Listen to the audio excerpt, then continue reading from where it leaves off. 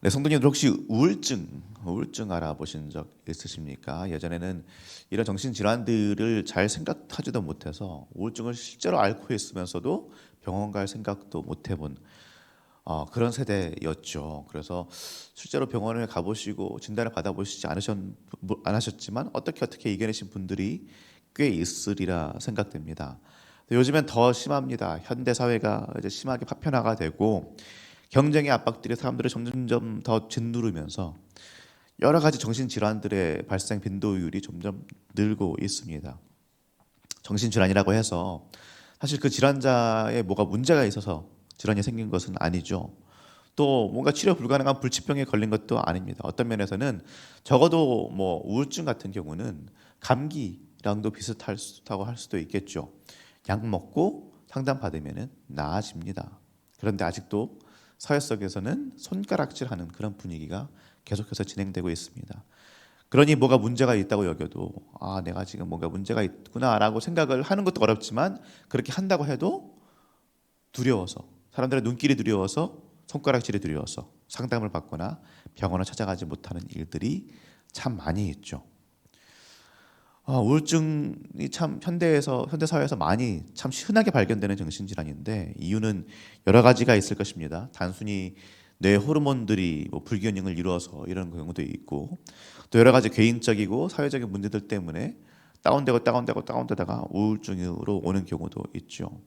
근데 이 우울증이라는 것이 그냥 단순한 우울감이랑은 좀 다르죠. 그냥 나 좀 우울해. 지금 가을이 지금 왔지 않습니까? 찬바람이 부는데 이럴 때 나 좀 우울해. 근데 이런 거 말고 그런 것보다는 오히려 세상이 좀 무채색으로 보이고 붕 떠 있는 것 같고 아무런 의욕이 없고 힘도 낼 수 없는 그런 상황. 그냥 가만히 그냥 조용하게 있게 되는 그런 상황. 물론 그런 상황이 아니라 오히려 남들 앞에서는 더 떠들고 더 많이 웃기고 그러나 안에서는 썩어 들어가는 그런 경우도 있고요. 그런데 문제는 뭐냐면요. 그런 사람들이 자기 자신의 상황을 파악하는 것도 중요하지만 그런 사람들을 보면서 우울증이든 다른 정신질환을 가지고 있는 사람들을 보면서 손가락질하면서 의지가 없어서 그래 라고 한다든가 왜 힘을 내야지 힘을 못 내니 끝까지 그냥 떨쳐 일어나야지 왜 안 하고 있니 그리고 손가락질하고 그렇게 바라보는 시선이 사실은 더 문제입니다. 남의 고통인데 내가 알 수 없는 남의 고통인데 내가 알 수 있다고 생각하고 공감하고 인정해 주기보다는 판단하고 뭔가 답을 내려주려고 하는 그런 경우들이 참 우리의 주변에서 많이 보고 저도 사실은 많이 그러는 사람입니다만 그것이 하등 도움이 되지 않는다라는 것이 참 사실입니다. 오늘 말씀에 나오는 여인도 그런 여인입니다. 고통을 당하고 있었습니다. 18년이라는 긴 세월 동안 고통당하고 있었습니다. 그 정도 시간이면은 주변 사람들은 어떻게 생각했습니까? 이 여인을 보면서 그냥 이 여인은 그냥 그런 사람입니다. 허리가 구부러져 있지만 그것이 고통인 것이 아니에요. 더 이상 이제 고통이고 이것이 아픔으로 받아들여지는 것이 아니라 그냥 원래 그러니까. 항상 그러니까. 당연한 거니까. 이렇게 판단됩니다. 그런데 이 여인을 본 예수님 어떻게 하십니까? 보자마자 연민에 휩싸여서 바로 고쳐버리십니다. 내가 내 병에서 놓였다 말씀하시죠. 근데 이때가 언제입니까? 안식일입니다. 안식일에 뭐 하면 안 돼요. 그런데 예수님은 그게 중요한 게 아니었습니다. 그냥 고쳐버리셨어요. 고쳐버리시니까 회당장이 한마디 하죠. 회당장이 어떤 사람입니까? 율법의 수호자입니다. 그 어떤 마을을 관장하는 사람입니다. 마을의 장 같은 사람이에요. 그러니까 이 사람은 지금 누굽니까? 법대로 해야 되는 사람입니다. 법대로. 올바르게. 그러니까 사실은 이 사람은요. 유대 사회에서 딱 봤을 때 존경할 만한 사람입니다. 어떻게 보면은 우리의 장로님들 같은 그런 사람이에요. 그런데 법대로 해야 되는 것이 너무 중요하다 보니까 그러니까 뭐라고 말합니까? 14절 말씀 봅니다. 회당장이 예수께서 안식일에 병 고치시는 것을 분내어 무리에게 이르되 일할 날이 엿새가 있으니 그동안에 와서 고침을 받을 것이요 안식일에는 하지 말 것이니라 하거늘. 아니 하루만 기다리면 되는데 그렇잖아요? 하루만 기다리면 되는데 6일 동안 실이라는 시간 동안 6일 동안은 고침을 받을 수 있는데 지금 18년 동안 고통을 당해 왔으면서 18년 동안 고통을 당한 건지도 모르겠어. 그냥 계속 일해 왔으면서 그 하루 못 기다리나? 하루만 기다렸다고 고침받으면 되지. 왜 법을 어기면서 왜 이렇게 하는가? 이렇게 말합니다. 상대방의 고통과 고난을 인정하고 이해하기보다는 이것이 옳다, 이걸 먼저 들이미는 것이죠. 이것이 현대사회에 와가지고 사실은 우리가 뭐 겪고 있는 것이 그냥 정신적인 문제들만이 아니지 않습니까? 여러 가지 문제들 때문에, 육신의 고통 때문에도 그렇고요, 또 여러 가지 경제적 상황들 때문에, 여러 가지 문제들 때문에 아파하고 힘들어하는 이들한테 우리는 어떻게 말하기 즐겨합니까? 에이, 정말 열심히 하면 돼, 좀만 이겨내면 돼, 괜찮아, 할 수 있어, 왜 그거 못 버티니, 왜 그거 못 이기니, 그렇게 말하기를 즐겨합니다. 그리고 그 고통들 때문에 내가 좀 더 불편해지거나 내 마음이 불편해지거나 그러는 것을 전혀 못 받아들입니다. 그것이 사실 우리의 현실이죠.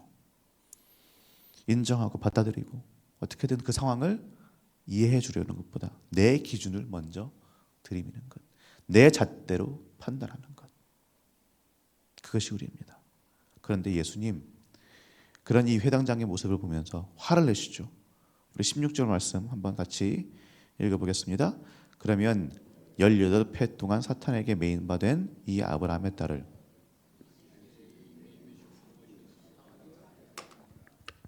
우리는 말합니다. 18년 동안 18회 동안 그렇게 고통당했으면, 그렇게 그 상황에 있었으면 하루 좀 기다려. 그런데 보는 눈 자체가, 기준 자체가 아예 다르시죠. 예수님은 우리는 좀 하루 좀 기다리면 되지. 그런데 예수님 말씀하십니다.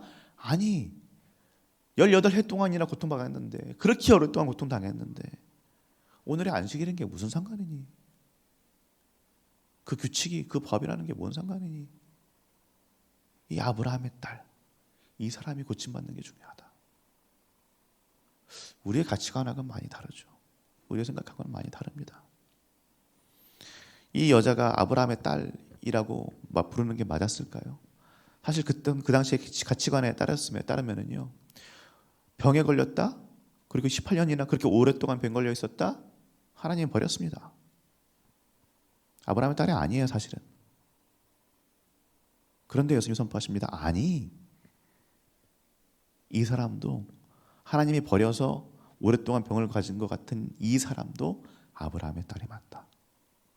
그렇기 때문에 내가 왔고, 그렇기 때문에 내가 한시도 지체할 수 없어서 이 사람을 지금 고쳐준다 라고 말씀하시는 거예요.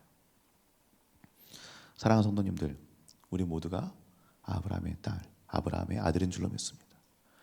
지금 어떤 고통 중에 있든지, 어떤 아픔 가운데 있든지 예수님 보시고 불쌍히 여기시고 기구히 여기시고 고치기 원하시는 줄로 믿습니다. 하나님 고치실 줄로 믿습니다. 그때가 오늘이었으면 좋겠고 한시 앞에 고쳐주셨으면 좋겠는데, 정말 예수님 붙잡으시고 오늘 기도하는 와중에 예수님이 정말 손대시고 고치시기를 축원합니다. 그런데 그 고통 가운데 있지 않은 우리들, 남을 보면서 손가락질하는 일이 없었으면 좋겠습니다. 예수님이 그렇게 하지 않으셨거든요. 왜 아직까지도 그 자리에 있니? 왜 아직까지도 그렇게 넘어져 있고 쓰러져 있니? 그게 아니라 인정해주고 받아들여주고 위로해주고 예수님의 손으로 북돋아주고 함께 손잡고 일으켜줄 수 있는, 그냥 말로만 하는 것이 아니라 함께 해줄 수 있는 그런 우리 예수님 닮은 성도님들 한 분 한 분 되시기를 정말 예수 그리스도 이름으로 축원합니다.